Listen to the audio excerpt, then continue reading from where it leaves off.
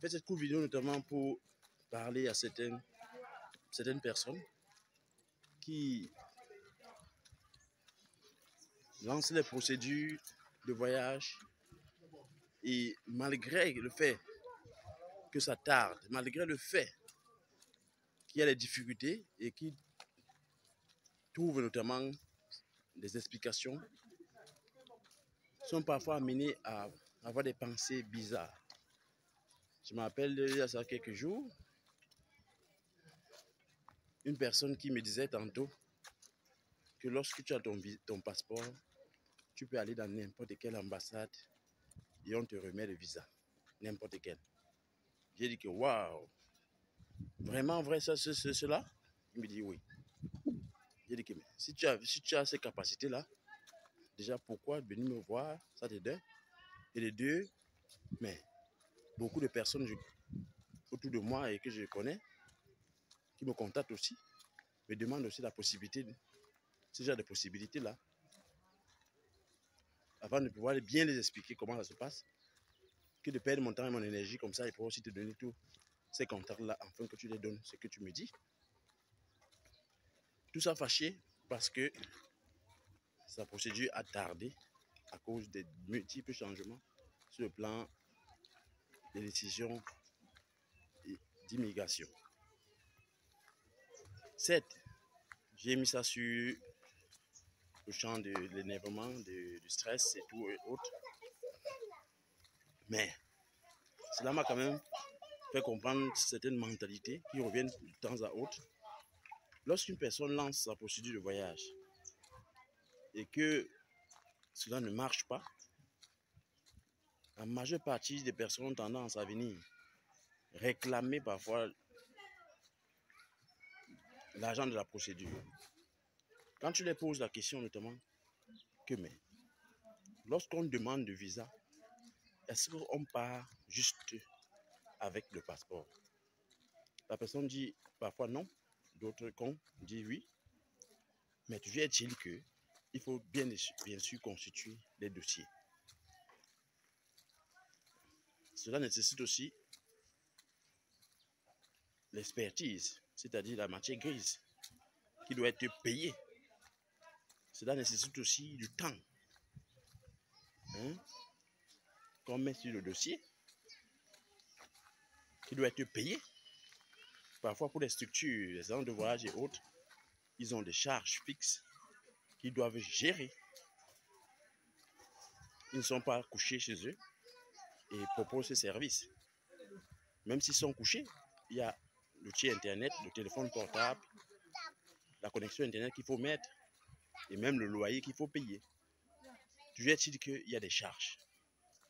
Donc pour une personne qui travaille par exemple et qui fait ses jobs, qui confie son dossier et il pointe son argent, c'est inadmissible qu'il vienne et réclame soi-disant l'argent de la procédure.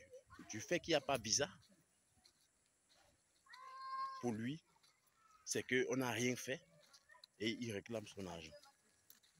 Ce qui est extrêmement marrant. Déjà pour parfois des personnes que tu vois qui ont ces mentalités, parfois ce sont les pères d'enfants, parfois ce sont les pères d'enfants qui ont cette mentalité-là.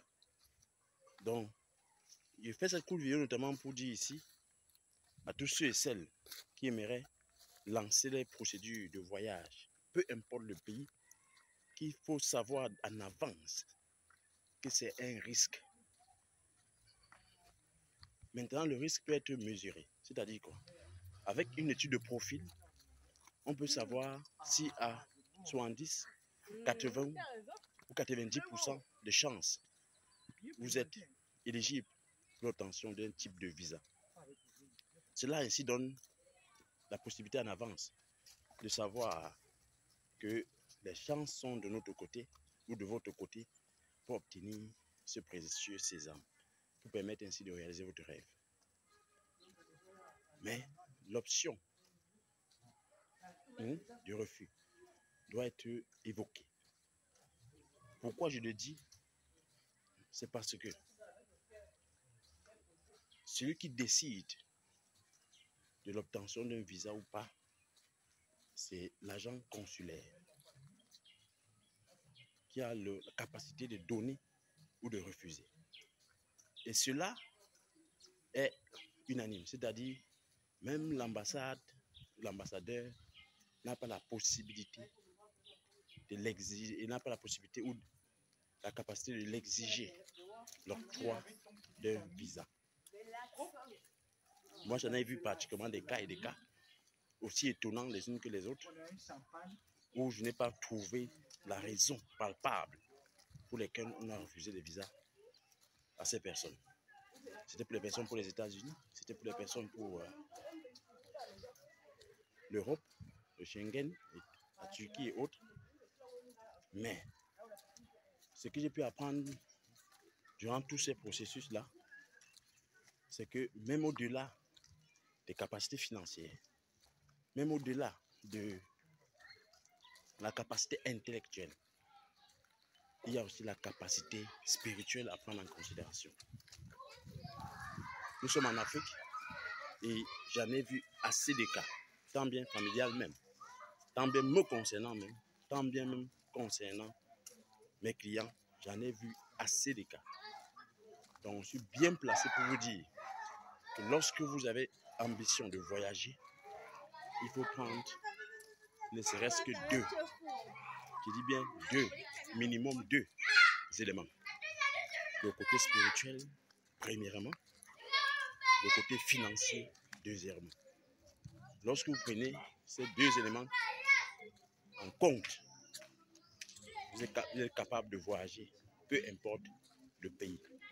Je dis bien peu importe le pays. Donc, voilà ce que je voulais dire au travers de cette vidéo. La chose que vous pouvez retenir ici, c'est que le voyage, c'est le risque. Vous prenez les risques. C'est un risque que vous décidez de prendre. Ça peut passer comme ça peut casser. Moi, en ce qui me concerne, j'ai demandé le visa à l'époque, en 2013. Ça a commencé, la procédure a commencé en février 2013. Et c'est en février 2014 que j'ai voyagé. Je dis bien en février 2014 que j'ai voyagé. Pendant cette période-là, j'avais lancé la procédure États-Unis, j'avais lancé la procédure Belgique, mais je n'étais pas allé loin pour la Belgique. Et j'ai fini notamment avec la procédure de Turquie. J'ai appris tellement de choses, rien que par mon expérience personnelle. Et même pour la Turquie, on m'a refusé le visa 2 fois. C'était à l'époque où on donnait le visa facile, c'était pas compliqué à l'époque. Mais moi, on m'a refusé 2 fois. Et c'est avec une certaine sagesse que j'ai pu l'obtenir la 3e fois. Avec assez de complications. Donc, mes frères et sœurs, ne croyez jamais que lorsque vous lancez votre procédure, lorsque ça ne donne pas, vous venez dire qu'on vous rembourse. Surtout s'il y a les éléments concrets. C'est ce que la personne s'est battue. Il en a dépensé tant d'argent et énergie afin de pouvoir faire en sorte que ça donne bien. Vous pouvez vous reposer, attendre et relancer soit dans 3, 6, voire 1 an après. Et si vous êtes déterminé et que vous avez pris les éléments que j'ai pris, je vous ai dit en compte, côté spirituel, côté financier, côté même relationnel, c'est important. Mais les 2 piliers là, premier, spirituel et financier, beaucoup de choses peuvent se décanter pour vous permettre de réaliser votre rêve. C'est Cédric Tcheman, que Dieu vous bénisse. À la prochaine vidéo.